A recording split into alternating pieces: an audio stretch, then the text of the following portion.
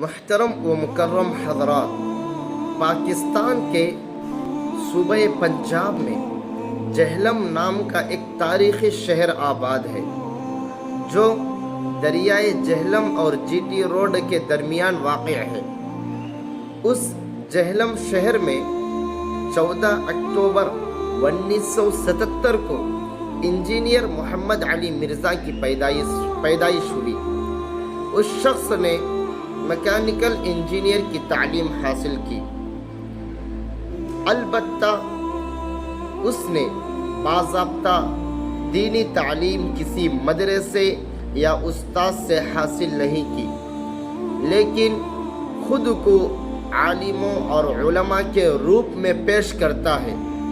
اس سے بچنا چاہیے، اس کے بیانات سننے سے بھی بچنا چاہیے، اور اس کے بہت سارے گمراہ عقائد ہیں وہ پھیلا رہا ہے، اس لیے اس کو مکمل بائیکاٹ کرنا چاہیے۔